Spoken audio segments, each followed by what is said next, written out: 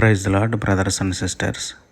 A4C పరిచర్యలో భాగంగా రాజమండ్రి ప్రభుత్వ ఆసుపత్రిలో చాలామంది రోగులు ఉన్నారు, వారు చాలా దీన స్థితిలో ఉన్నారు అని ఒక సహోదరు ద్వారా నాకు తెలిసి వాళ్ళకి కనీసం ఒక పూట ఫ్రూట్స్ అందించాలని, ఆ రోగుల కొరకు ప్రార్థన చేయాలని దేవుడిచ్చిన తలంపుని బట్టి ఒకరోజు అక్కడికి వెళ్ళడం జరిగింది.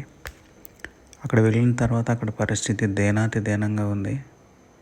చాలామంది పేద కుటుంబానికి చెందినవారు, అందులోని క్రైస్తవులే ఉన్నారు, చాలామంది హిందువులు కూడా ఉన్నారు, రకరకాల మతాలకు చెందినవారు అక్కడ ఉన్నారు. అయితే వారందరూ కూడా ఏ మతానికి చెందినవారు అయినప్పటికీ కూడా వారు చాలా పేదవారు. ఆ పేద స్థితిలో ఉన్నారు కాబట్టి ప్రభుత్వ ఆసుపత్రిలో వైద్యం చేయించుకుంటున్నారు. ప్రభుత్వ ఆసుపత్రిలో జాయిన్ అయ్యారు అంటేనే వారి యొక్క ఆర్థిక స్థితి ఎలా ఉందో మనం అర్థం చేసుకోవచ్చు. అక్కడికి వెళ్ళిన తర్వాత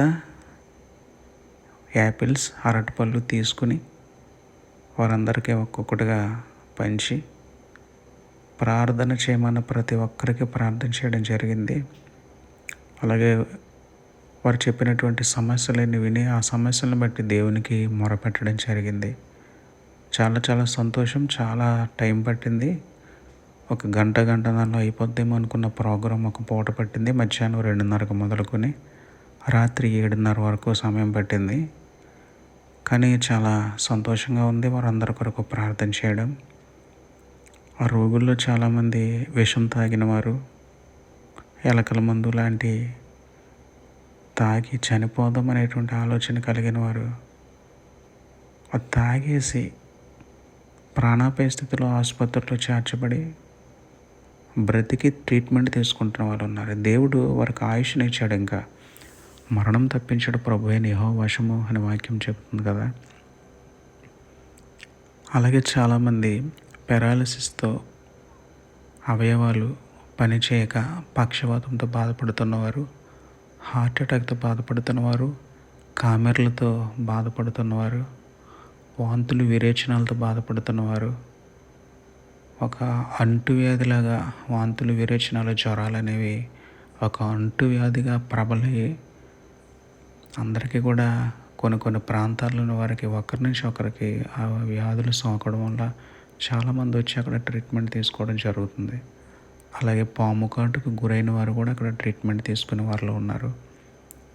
వారందరూ కూడా చాలా విశ్వాసంగా ప్రార్థన చేయడం జరిగింది. ఈ వీడియో మొదట్లో మీరు చూసారా, ఆవిడ కూడా స్టాప్ ఆవిడ ప్రార్థన చేయించుకుంది. అనేక మందికి ఆ సిస్టర్ గారు ప్రార్థన చేయించారు. కాబట్టి రోగుల కొరకు మనం ప్రార్థన చేయాలి. విశ్వాస సహితమైన ప్రార్థన రోగిని స్వస్థపరచును అని వాక్యం సెలవిస్తుంది. ప్రభు పైన చాలా నమ్మకంతో, చాలా విశ్వాసంతో యేసయ్య ఇక్కడున్న ఏ రోగి అయినా సరే ట్రీట్మెంట్ పూర్తయిన తర్వాత సంతోషంగా వెళ్ళాలి, కానీ ఏ ఒక్కరూ దుఃఖంతో తన గృహానికి వెళ్ళకూడదని దేవుని మొరపెట్టడం జరిగింది. ఈ యొక్క అద్భుతమైనటువంటి కార్యక్రమానికి స్పాన్సర్ చేసిన వారు యాని విజయ్ కుమారి గారి ఫ్యామిలీ నుండి డాలీ గారు. ఆమె పుట్టినరోజు సందర్భంగా స్పాన్సర్ చేశారు. 100 బెడ్లు, 100 మంది రోగులంటే 100 బెడ్లకు సంబంధించి 100 మందికి ఫ్రూట్స్ ఇచ్చి, 100 మందికి కూడా నూతన నిబంధన బైబిల్స్ ఇచ్చి వారి కొరకు ప్రార్థన చేసి రావడం జరిగింది. కాబట్టి స్పాన్సర్ చేసిన సహోదరి డాలీ గారికి ప్రత్యేకమైన వందనాలు.